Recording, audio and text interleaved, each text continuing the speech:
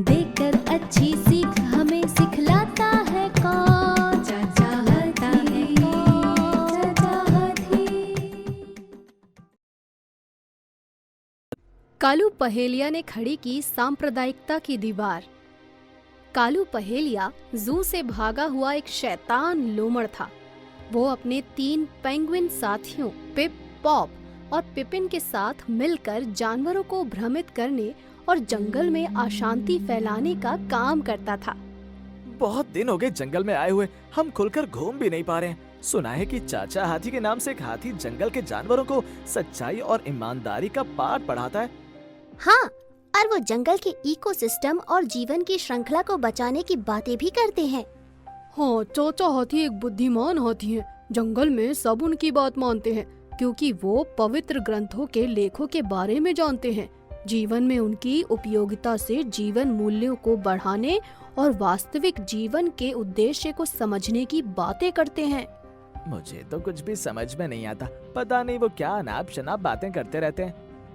हमें इन सब से क्या, हमें तो जानवरों को मूर्ख बनाना है और अपना काम निकालना है। मेरा नाम है कालू पहेलिया और मैं बनाता हूँ पहेलियाँ।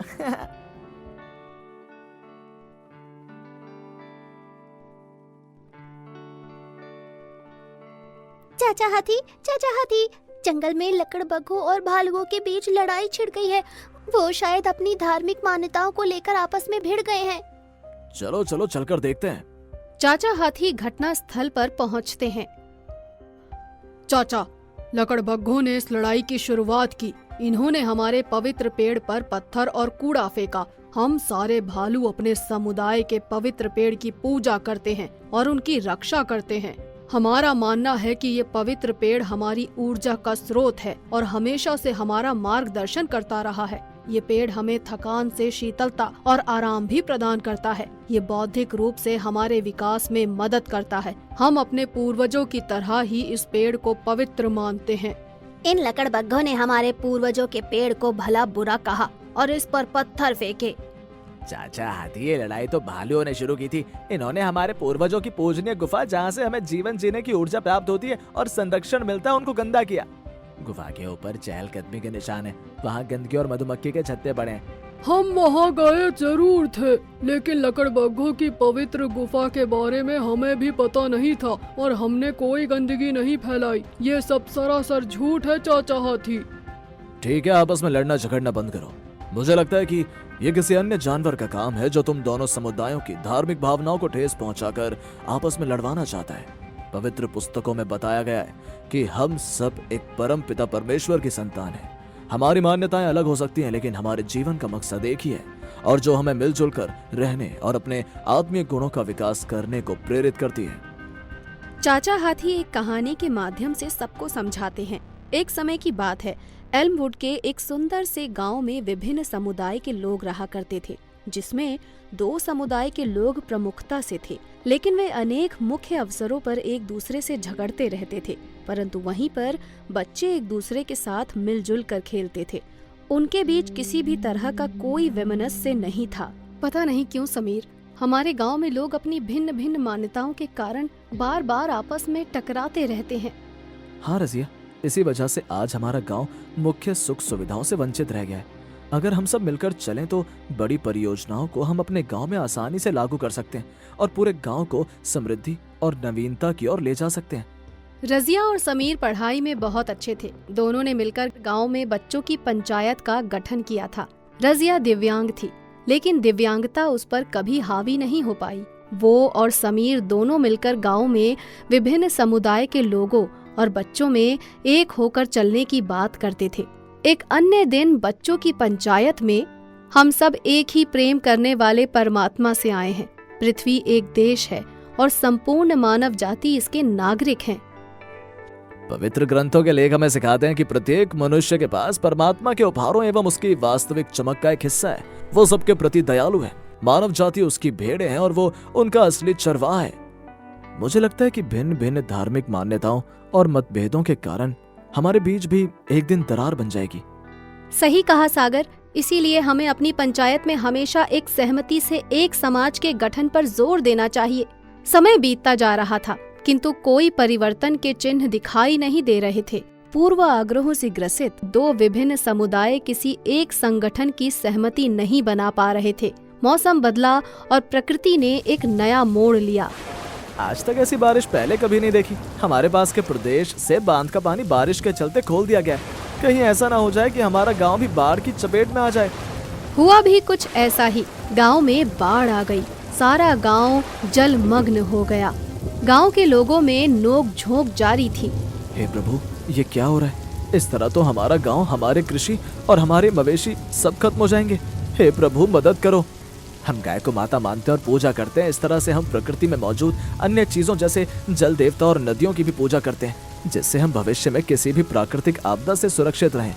हाँ, आपने सही कहा, लेकिन दूसरे संप्रदाय के लोग ये सब नहीं मानते। उल्टा वो हमारा मजाक बनाते हैं। इसी वजह से आज भगवान सबको ये दिन दिखा रहे हैं। गांव धीरे धीरे तबाही के मंजर को स्वीकार करता जा रहा था और लोग थे कि एक दूसरे के समुदाय और उनकी मान्यताओं पर सवाल खड़े कर रहे थे। ऊपर वाला निहायत ही रहमदिल और मददगार है। उसका शुक्र है कि हमारा प्रार्थना घर अभी तक नहीं डूबा। ये संकेत है कि वो हमेशा संकटों से हमें बचाता है, लेकिन दूसरे समुदाय के लोगों को हमारी दुआओं पर यकीन नहीं, इसलिए वो तबाही ला रहे हैं। हे ऊपर वाले, मदद। तबाही के मंजर की वो काली रात बीत गई, लेकिन बरसात अगले दिन भी जारी रही। पानी बढ़ने से एक महिला और बच्चे छत पर इकट्ठा हो गए थे। वो लोगों से मदद की गुहार लगा रहे थे कि तभी अचानक एक बच्चा पानी में गिर जाता है। माँ, माँ! अरे, कोई समीर को बचाओ। हे ऊपर वाले, ये क्या हो गया? समीर! वो हमारे समुदाय का नहीं है, हमें क्या लेना देना। आज इन्हीं लोगों की वजह से हमें ये दिन देखना पड़ रहा है। अगर ये हमारे ईश्वर में विश्वास दिखाते तो ऐसा कभी नहीं होता। रजिया ये सारा मंजर देख रही थी। दिव्यांग होने के बावजूद रजिया ने समीर को बचाने का निर्णय किया और वो पानी में कूद गई। अगर समीर पानी में कुछ मिनट और रहा तो वो शायद ना बच पाए। हाँ, इस समय एक एक मिनट कीमती है। रजिया का ये साहस देखकर सभी लोग हैरान रह गए। ये क्या बेवकूफी है रजिया, तुम्हें ये नहीं करना चाहिए। ये बैसाखी मजबूती से पकड़ लो समीर, मैं तुम्हें बचाऊंगी। ये रजिया भी अपने मन की करती है। शारीरिक अक्षमताएं होने के बावजूद भी इसने अदम्य साहस और मानवता का परिचय दिया है। हमें भी अब रजिया की मदद करनी चाहिए। कुछ लोग मिलकर बच्चे और परिवार को बचा लेते हैं। सांप्रदायिकता से ऊपर उठकर आज पहली बार गांव वालों ने दयालुता का परिचय दिया था। रजिया की वजह से आज हम सांप्रदायिकता से ऊपर उठकर दयालुता को समझ पाए हैं। हमने प्राकृतिक आपदा को धार्मिक कर्मकांड से जोड़कर देखा, जो कि हमारे बीच वैमनस्य का कारण बना। हम सभी एक ही परमात्मा की संतानें हैं। हमें एक दूसरे के प्रति प्रेम और समर्पण से रहना चाहिए। धार्मिक मतभेद नहीं, बल्कि एकता हमारी शक्ति होनी चाहिए। इस घटना के कुछ दिन बाद रजिया और उसके दोस्तों के परस्पर सहयोग से गांव वाले नव निर्माण की दिशा में एक दूसरे का हाथ बटाने लगे और धीरे धीरे गांव समृद्धि के रास्ते पर बढ़ चला। दोनों गुट एक दूसरे के साथ सौहार्दपूर्ण तरीके से रहने लगे। उनके धार्मिक कर्मकांड अलग जरूर थे, लेकिन उन्हें यह पता था कि वो सभी एक ही मानव सभ्यता का अंग हैं। एक दूसरे के परस्पर सहयोग से ही वो एक समृद्ध और सशक्त समाज का निर्माण कर सकते हैं। तो समझ गए सभी? क्या हुआ? क्या मैं लेट हो गया? कहानी खत्म हो गई है क्या? लेकिन चाचा हाथी, ये कौन है जो जंगल में हमारे बीच है और एक दूसरे को आपस में लड़ा रहा है? वाह, क्या ज्ञान की बातें चल रही हैं। मैंने अभी रूखा भाई की बात सुनी। मैंने कल इधर से कालू पहेलिया और उसके साथियों को जाते देखा था। हाँ, जरूर देखा होगा। मुझे तो लगता है कि ये सारी करतूत उसी की है। कालू पहेलिया ये जानवरों को भड़काने का काम करता है। उनको आपस में लड़ाकर अपना और अपने साथियों का फायदा निकालने में लगा रहता है। अगर वो मुझे मिल जाए तो मैं उसकी हड्डी पसली एक कर दूं और उसकी गर्दन मरोड़ दूं। नहीं, उसके पकड़ आते ही उसे जंगल की अदालत में पेश किया जाएगा। अदालत उसे उचित दंड देगी। सभी लोग कालू की तलाश में निकल पड़ते हैं। रास्ते में चाचा हाथी, चीकू आज सुबह से कहीं दिखाई नहीं दे रहा है। मैंने आसपास का पूरा जंगल छान मारा, लेकिन चीकू कहीं नहीं मिला। कृपया करके मेरी मदद करिए चाचा हाथी। आप परेशान ना हो, तभी हम चीकू को ढूंढने की कोशिश करते हैं। चाचा हाथी और उसके साथियों को जंगल में आगे बढ़ने के साथ ही कई जानवरों और उनके बच्चों के गुम होने की शिकायत मिलती है। चाचा हाथी, मुझे तो लगता है कि ये भी कालू की हरकत है। वो अपने ऊपर से ध्यान हटाने के लिए ऐसा कर रहा है। हाँ, मुझे भी कुछ ऐसा ही लग रहा है। वो बहुत ही चालाक और धूर्त लोमड़ है और उसके साथ ही विभिन्न प्रकार के तिकड़म करने में माहिर है। नजर बट्टू, जरा देखो तो कोई जानवर के बच्चे या कालू पहेलिया कहीं दिख रहा है। काफी देर खोजने के बाद उसे एक गुफा दिखाई देती है। कालू और उसके साथी तो कहीं दिखाई नहीं दे रहे हैं, परंतु एक गुफा है जिसके आसपास पद चिन्हों के निशान कुछ ज्यादा ही हैं।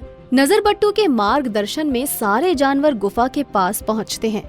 ये गुफा तो बंद है। पूरी तरह से छानबीन करने के लिए हमें इसे खोलना होगा, लेकिन मुझे नहीं लगता कि हम इसे खोल पाएंगे। पता नहीं इस गुफा को कैसे खोला जाए। चाचा हाथी, यहाँ कुछ लिखा हुआ है। अरे ये तो एक पहेली है, जरा पढ़ता हूँ। मैं जानता हूँ चाचे कि तुम मेरे पीछे यहाँ तक जरूर पहुँचोगे।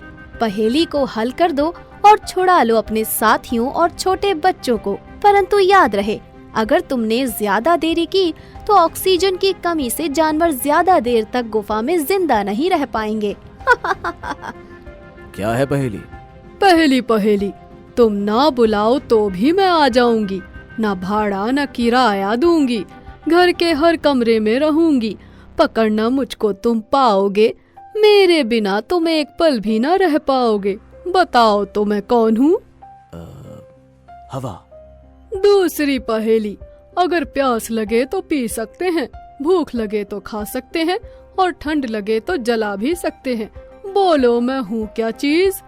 नारियल नारियल। तीसरी पहेली, ऐसी कौन सी वस्तु है जो नाक पर चढ़कर कान को पकड़ती है और कान को पकड़कर लोगों को पढ़वाती है? चश्मा। ये आसान पहेली थी। और इसी के साथ सारे दरवाजे खुल जाते हैं। चाचा हाथी सबको आजाद करा लेते हैं, सबको उनके घर छोड़ देते हैं।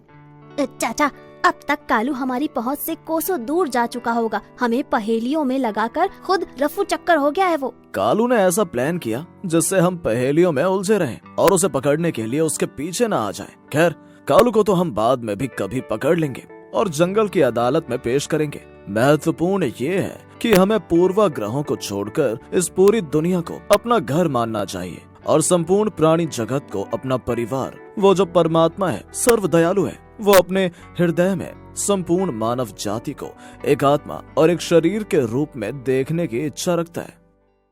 चाचा हाथी के और मजेदार किस्से सुनने के लिए हमारे चैनल को लाइक, शेयर और सब्सक्राइब करिए। और हाँ, बेल बटन दबाना ना भूलें ताकि आप अगली स्टोरी मिस ना कर सके।